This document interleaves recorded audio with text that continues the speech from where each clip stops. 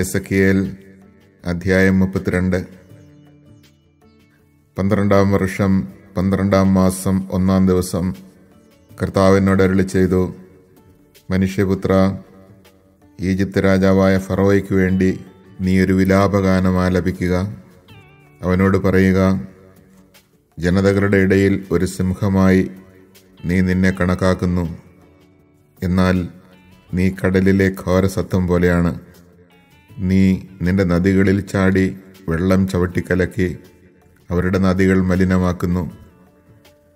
ദൈവമായ കർത്താവ് അരുളിച്ചെയ്യുന്നു, അനേകം ജനതകളുമായി വന്ന് ഞാൻ നിന്റെ മേൽ വല വീശും. അവർ നിന്നെ വലിച്ചു പുറത്തിടും. നിന്നെ ഞാൻ നിലത്തെറിയും. തുറസായ സ്ഥലത്തേക്ക് നിന്നെ ഞാൻ ചുഴറ്റിയെറിയും.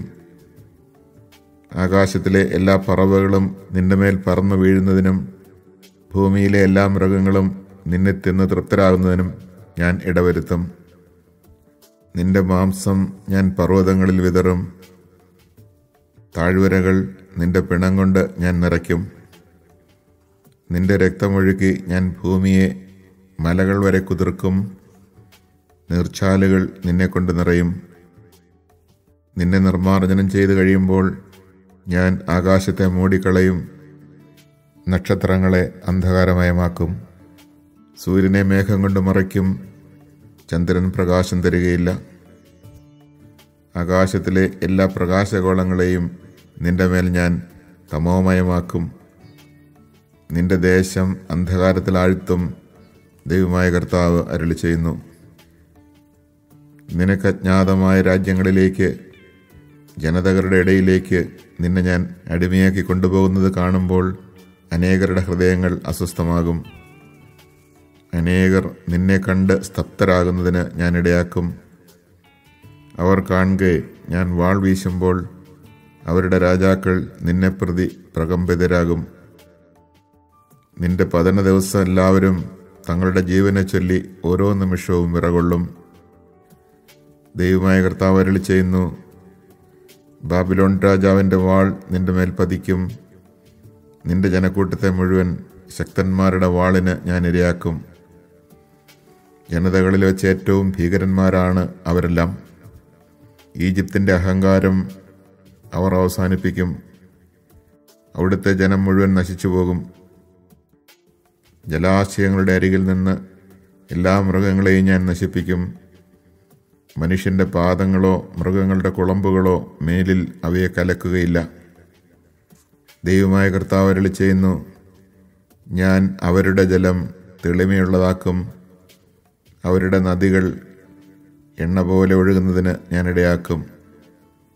ഈജിപ്തിനെ ഞാൻ വിജനമാക്കുകയും ദേശത്തുള്ളതെല്ലാം നശിപ്പിച്ച് അതിനെ ശൂന്യമാക്കുകയും അതിലെ നിവാസികളെ വധിക്കുകയും ചെയ്യുമ്പോൾ ഞാനാണ് കർത്താവ് എന്ന് അവർ അറിയും. ആലപിക്കാനുള്ള ഒരു വിലാപമാണിത്. ജനതകളുടെ പുത്രിമാർ ഈജിപ്തിനെയും അവളുടെ എല്ലാ ജനങ്ങളെയും കുറിച്ച് ഇതാലപിക്കും. ദൈവമായ കർത്താവ് അരുളിച്ചെയ്തിരിക്കുന്നു. 12-ാം വർഷം 1-ാം മാസം 15-ാം ദിവസം കർത്താവിനോട് അരുളിച്ചെയ്തു, മനുഷ്യപുത്ര, ഈജിപ്തിലെ ജനങ്ങളെ ഓർത്ത് വിലപിക്കുക. അവളെയും ശക്തരായ ജനങ്ങളുടെ പുത്രിമാരെയും പാതാളത്തിൽ പതിക്കുന്നവരോടുകൂടെ അധോലോകത്തിലേക്ക് തള്ളിയിടുക. സൗന്ദര്യത്തിൽ ആരെയാണ് നീ അതിശയിക്കുക? താഴെ ചെന്ന് അപരിച്ഛേദിതരുടെ കൂടെ കിടക്കുക. വാളിനിരയായവരുടെ മധ്യേ അവർ ചെന്ന് വീഴും. അവളോടൊപ്പം അവളുടെ ജനവും കിടക്കും.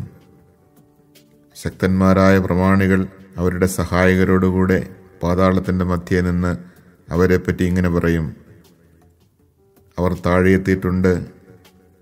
വാളിനിരയാക്കപ്പെട്ട അപരിച്ഛേദിതരായ അവർ നിശ്ചലരായി കിടക്കുന്നു. അസീറിയ അവിടെയുണ്ട്.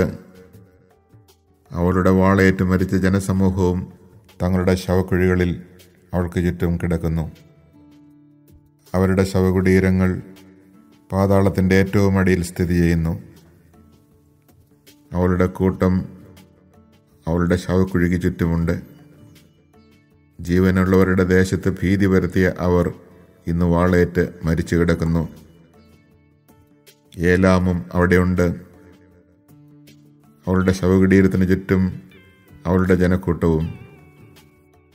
ജീവനുള്ളവരുടെ ദേശത്ത് ഭീതി പരത്തിയ അവർ ഇന്ന് വാളേറ്റ് മരിച്ച് അപരിച്ഛേദിതരായി അധോലോകത്തിൽ എത്തിയിരിക്കുന്നു. പാതാളത്തിൽ പതിച്ചവരോടൊപ്പം അവർ അപമാനിതരായി കഴിയുന്നു. വധിക്കപ്പെട്ടവരുടെ മധ്യത്തിൽ അവർ അവൾക്ക് കിടക്കയൊരുക്കി. വാളയേറ്റ് മരിച്ച അപരിച്ഛേദിതരായ അവരുടെ ജനങ്ങളുടെ ശവകുടീരങ്ങൾ അവൾക്ക് ചുറ്റുമുണ്ട്. എന്തെന്നാൽ ജീവനുള്ളവരുടെ ദേശത്ത് ഭീതി പരത്തിയ അവർ പാതാളത്തിൽ പതിക്കുന്നവരുടെ കൂടെ ഇന്ന് ലജ്ജിതരായി കഴിയുന്നു. വധിക്കപ്പെട്ടവരുടെ കൂടെയാണ് അവർക്ക് ഇടം ലഭിച്ചത്. മേശക്കും തൂബാലും അവിടെയുണ്ട്. അവരുടെ ജനസമൂഹത്തിൻ്റെ ശവകുടീരങ്ങളും അവർക്ക് ചുറ്റുമുണ്ട്. അവരെല്ലാം അപരിച്ഛേദിതരും വാളിന് ഇരയായവരുമാണ്. ജീവനുള്ളവരുടെ ദേശത്ത് ഭീതി പരത്തിയവരാണ് അവർ. വാളുകൾ തലയ്ക്ക് കീഴെയും പരിചകൾ അസ്ഥികളുടെ മുകളിലും വെച്ച് പടക്കോപ്പുകളോടെ പാതാളത്തിലേക്ക് പോയ വധിക്കപ്പെട്ട അപരിച്ഛേദിതരായ വീരന്മാരുടെ കൂട്ടത്തിൽ അവർ കിടക്കുകയില്ല. കാരണം ജീവനുള്ളവരുടെ ദേശത്ത് ശക്തന്മാരായ അവർ ഭീഷണിയായിരുന്നു. അപരിച്ഛേദിതരുടെ ഇടയിൽ വാളിനിരയാക്കപ്പെട്ടവരോടുകൂടെ നിങ്ങൾ തകർന്നു കിടക്കും. ഏദോമും അവളുടെ രാജാക്കന്മാരും എല്ലാ പ്രഭുക്കന്മാരും അവിടെയുണ്ട്. എല്ലാ ശക്തിയും ഉണ്ടായിരുന്നിട്ടും അവർ വാളിനിരയായ അപരിച്ഛേദിതരുടെയും പാതാളത്തിൽ പതിച്ചവരുടെയും കൂടെ കിടക്കുന്നു. വടക്ക് നിന്നുള്ള പ്രഭുക്കന്മാരും സീദോന്യരും അവിടെയുണ്ട്. തങ്ങളുടെ ശക്തിയാൽ ഭീതി ഉളവാക്കിയവരെങ്കിലും അവരും വധിക്കപ്പെട്ടവരോടുകൂടെ ലജ്ജിതരായി താഴേക്കിറങ്ങിയിരിക്കുന്നു. അവർ വാളിനിരയാക്കപ്പെട്ടവരോടുകൂടെ പാതാളത്തിൽ പതിക്കുന്നവരുടെ അപമാനം സഹിച്ച് അപരിച്ഛേദിതരായി കഴിയുന്നു. ദൈവമായ കർത്താവ് അരുളി ചെയ്യുന്നു, വാളിനിരയാക്കപ്പെട്ട ഫറവോയും അവൻ്റെ സൈന്യവും അവരെ കാണുമ്പോൾ സ്വന്തം ജനങ്ങളെക്കുറിച്ച് ആശ്വാസം കൊള്ളും. ജീവിക്കുന്നവരുടെ ദേശത്ത് അവൻ ഭീതി പരത്തി. എന്നാൽ ഫറവോയും അവൻ്റെ ജനവും അപരിച്ഛേദിതരുടെ ഇടയിൽ വാളിനിരയാക്കപ്പെട്ടവരോടുകൂടെ കിടക്കും. ദൈവമായ കർത്താവ് അരുളി ചെയ്യുന്നു.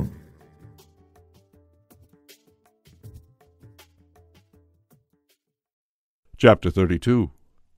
On the first day of the 12th month, in the 12th year, the word of the Lord came to me, Son of man, utter a lament over Pharaoh, the king of Egypt, saying to him, Lion of the nations, you are destroyed. You were like a monster in the sea, spouting in your streams, stirring the water with your feet and churning its streams. Thus says the Lord God, I will spread my net over you, with a host of many nations, and draw you up in my seine. I will leave you on the land, on the open field I will cast you. I will have all the birds of the air alight on you, and all the beasts of the earth eat their fill of you. I will leave your flesh on the mountains, and fill the valleys with your carcass. I will water the land with what flows from you, and the riverbed shall be filled with your blood. When I snuff you out, I will cover the heavens, and all their stars I will darken. The sun I will cover with clouds, and the moon shall not give its light. All the shining lights in the heavens I will darken on your account, and I will spread darkness over your land, says the Lord God. I will grieve the hearts of many peoples when I lead you captive among the nations, to lands which you do not know. Many people shall be appalled at you, and their king shall shudder over you in horror when they see me brandish my sword, and on the day of your downfall every one of them shall continuously tremble for his own life. For thus says the Lord God, the sword of the king of Babylon shall come upon you. I will cut down your horde with the blades of warriors, all of them the most ruthless of the nations. They shall lay waste the glory of Egypt, and all her hordes shall be destroyed. I will have all her animals perish beside her abundant waters. The foot of man shall stir them no longer, nor shall the hoof of beast disturb them. Then will I make their waters clear, and their streams flow like oil, says the Lord God. When I turn Egypt into a waste, the land shall be devastated of all that is in it. When I strike all who live there, they shall know that I am the Lord. This is a dirge, and it shall be sung. The daughters of the nations shall chant it. Over Egypt and all its hordes shall they chant it, says the Lord God. On the 15th day of the 1st month in the 12th year, the word of the Lord came to me, Son of man, lament over the throngs of Egypt, for the mighty nations have thrust them down to the bottom of the earth, with those who go down into the pit. In the midst of those slain by the sword shall they fall, and place shall be made with them for all their hordes. Then from the midst of the nether world the mighty warriors shall speak to Egypt, Whom do you excel in beauty? Come down, you and your allies, lie with the uncircumcised, with those slain by the sword. There is Assyria with all her company, all of them slain, whose graves have been made in the recesses of the pit. Her company is around Egypt's grave, all of them slain, fallen by the sword, who spread terror in the land of the living. There is Elam with all her throng about Egypt's grave, all of them slain, fallen by the sword. They have gone down uncircumcised to the bottom of the earth, who spread their terror in the land of the living, and they bear their disgrace with those who go down into the pit. In the midst of the slain they are placed. There are Meshech and Tubal and all their throng about her grave, all of them uncircumcised, slain by the sword, for they spread their terror in the land of the living. They do not lie with the mighty men fallen of old, who went down to the nether world with their weapons of war, whose swords were placed under their heads, and whose shields were laid over their bones, though the mighty men caused terror in the land of the living. But in the midst of the uncircumcised shall you lie, with those slain by the sword. There are Edom, her kings and all her princes, who despite their might have been placed with those slain by the sword. With the uncircumcised they lie, and with those who go down into the pit.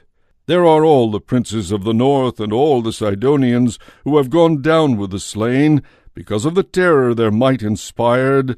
They lie uncircumcised with those slain by the sword, and bear their disgrace with those who go down to the pit. When Pharaoh sees these, he shall be comforted for all his horde slain by the sword. Pharaoh and all his army, says the Lord God, since he spread his terror in the land of the living. Therefore is he laid to rest among the uncircumcised, with those slain by the sword, Pharaoh and all his hordes, says the Lord God.